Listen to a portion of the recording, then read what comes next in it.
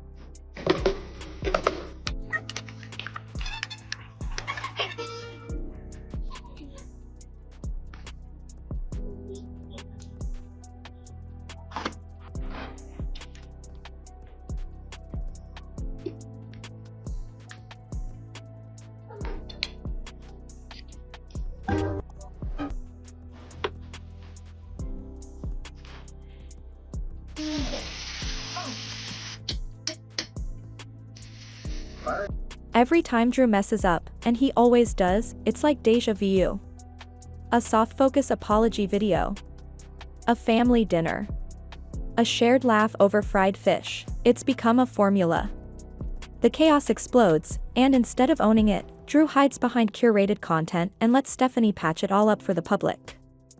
And just when you thought the tea couldn't steep any stronger, things take an even darker turn. Because while Drew and Stephanie served up curated coziness with that motel cooking video, the reality behind it was anything but warm. Let's talk about the setup, because once again, the details don't lie. A hot plate sizzling mere inches from a flat screen TV, with boiling water and hot oil bubbling dangerously close to electronics, all inside a cramped, poorly ventilated motel room. That's not quirky. That's not resourceful. That's a potential fire waiting to happen. A single slip could have turned a romantic dinner into a disaster. And yet, they filmed it, polished it, and posted it with dreamy captions about making the best of things. Stephanie even tried to romanticize the moment, saying the kids loved how cozy it all felt. But babe, if the new standard of a cozy includes stimmying toddlers left unengaged, potential burn hazards, and a gaping hole punched through the bathroom door, which, by the way, they've just slapped a sign over like it's no big deal, then we're not just normalizing dysfunction, we're glamorizing it. Because this wasn't healing, it was performance. It was chaos dressed up in cottagecore filters. It was crisis edited to look like comfort. And while the internet was still trying to digest the emotional whiplash of that video, more truth came crashing in, from a courtroom, no less. Turns out Drew isn't just failing as a partner or a parent behind the scenes. He's also actively ducking legal responsibilities. In his ongoing child support case, he stood before a judge and claimed he had secured employment, but surprise, it was a lie. The judge caught it instantly. And Drew. He didn't take accountability. He pivoted, blamed his unemployment on needing to stay home and care for Stephanie's kids. Not our kids. Not my family. Stephanie's kids. That language wasn't just careless, it was strategic. It was distancing. A quiet but telling way to make it clear, those children aren't his problem. He then leaned even harder into the martyr act, saying he was too overwhelmed with the kids to hold down a job. But here's the real kicker, this isn't some exhausted father drowning in obligations. Is it just me, or does it look like Mr. Resilient Jenkins? And I'm sorry, I'm at the laundromat. So yeah, I'm on vacation and I had to wash my clothes, but God forbid I come here by myself, right, without kids. And no, yeah, I'm here unlike Mr. Jenkins by myself, like, you know, the good Lord attended. Just kidding, I'm on here by myself because bringing kids is kind of diabolical. I have a husband who will actually stay home with kids, but I digress. Let's talk about how that right there in that screenshot that I posted of Drew Jenkins looks like he punched a hole in that wall, or he did something, because that wasn't there before. I don't know. And also, Stephanie Jenkins put out another video talking about how unrealistic it is to keep your house clean. How is it that you're saying that you clean your house, like, or your motel, sorry, on the daily, like 3 times a day, but yet you have to move stuff and there's still dirt underneath it? Don't lie to us, make that make sense. But go ahead and follow me for more videos like this. I'm trying to like make it more, I guess my content more day in the life. Like today I saw the Superman movie, which I totally recommend, but I'm trying to get more information about myself and trying to make it more, I don't know, personalized, I guess. This is a man who has no issue filming himself doing DoorDash runs and gig work when it's time to build his image online. But when it comes time to actually pay child support, crickets. Not a single cent has gone toward his obligations. Not one. And this isn't a new problem. He's been warned, repeatedly, by the court. Now, the judge is done playing nice. Drew has until the end of July to pay something, anything, or he'll face far more serious consequences. It's no longer a matter of if. It's when. But the mess doesn't stop at finances. Let's talk custody. Drew was legally ordered to ensure Sunday visits between little Deshawn and his biological mom, Desiree. So far, he's only followed that order once. Just one visit, and shocker, he filmed it like it was a scene from a movie. Edited, framed, shared online like it was some grand milestone in fatherhood. A single act of bare minimum compliance turned into social media content. After that, nothing. When pressed, Drew claimed Deshaun didn't want to go. And maybe that's true. Maybe it's not. But here's the problem: using a child's discomfort as an excuse to ignore a court order isn't responsible parenting. It's just another form of evasion. It shifts the burden of adult decisions onto a child. And that's not care. That's cowardice. And then, the classic Drew Jenkins playbook comes out again, the excuse reel. He blames childhood trauma. He blames sensory overload. He brings up his autism diagnosis.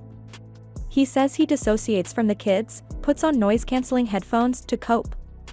And listen, no one is here to invalidate real struggles, but when those struggles become shields to deflect from legal orders, financial duties, and emotional accountability, that's not transparency, that's manipulation.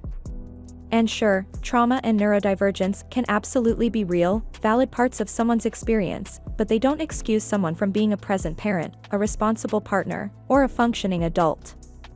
That's the core issue here. Drew only ever brings up these explanations when he's cornered, when the pressure's on and the criticism is too loud to ignore. It's never in the spirit of growth or honesty. It's reactive. It's strategic. It's damage control, not vulnerability. And the most telling part? Nothing ever changes afterward. Unfortunately, the instability isn't just showing up in courtrooms or live streams, it's leaving physical traces in their own living space. Viewers have spotted things. Unexplained things. Like the sudden appearance of a hole in the bathroom door, a hole that never used to be there. Stephanie now covers it with a "keep door closed" sign, as if that's enough to erase the message it sends. There's been no explanation, no open conversation. Just silence and signage. But when you pair that with Drew's long-standing track record of emotional volatility, it becomes a lot harder to shrug off as nothing. This isn't just about one broken door. It's about what that door represents, what it whispers when no one's speaking. In a single motel room, surrounded by children, small acts of violence don't just vanish.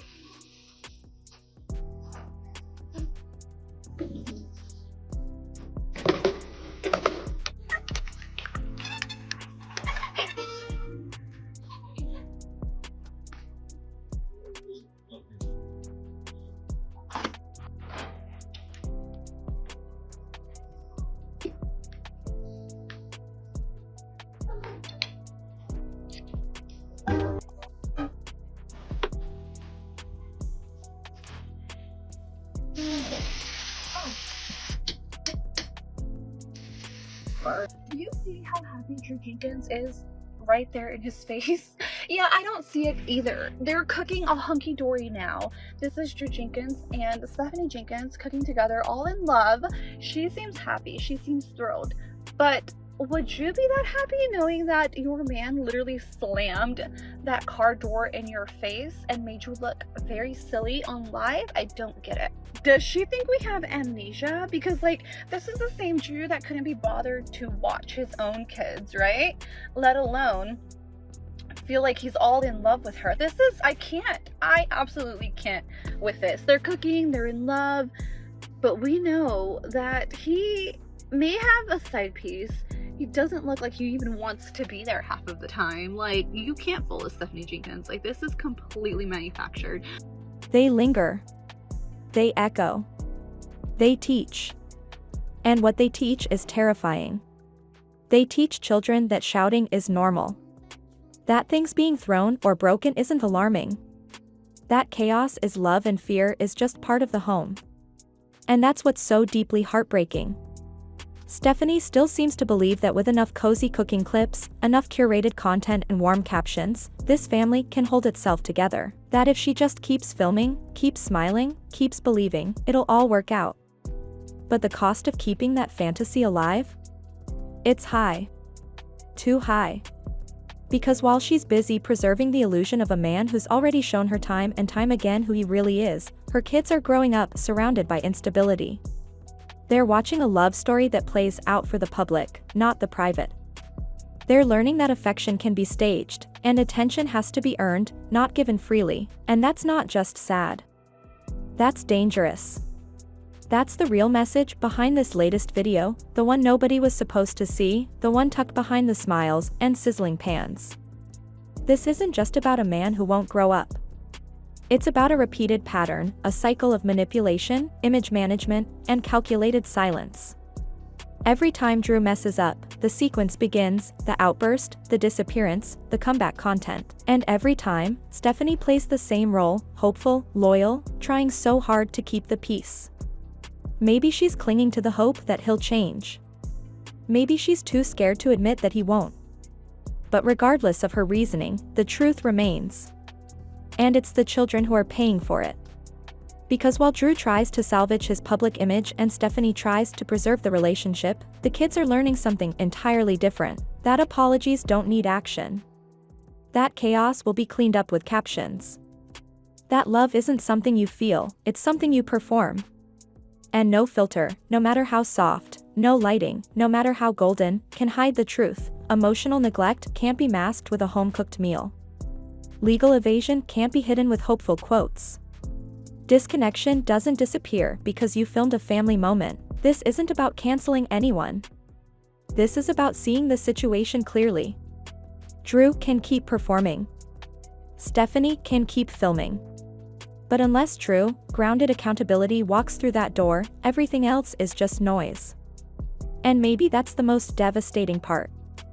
The only one who seems to be consistently crying out for attention is the toddler bouncing alone in the background. If you made it this far, thank you for watching and really seeing what's behind the filters. This isn't just content, it's a wake-up call. Don't forget to like, comment, and subscribe for more deep dives into the stories that matter. And as always, keep asking the hard questions, because behind every perfectly edited video, there's a truth that deserves to be told. Stay safe, stay smart, and remember, children don't need a picture-perfect moment, they need a safe and stable one. See you in the next one.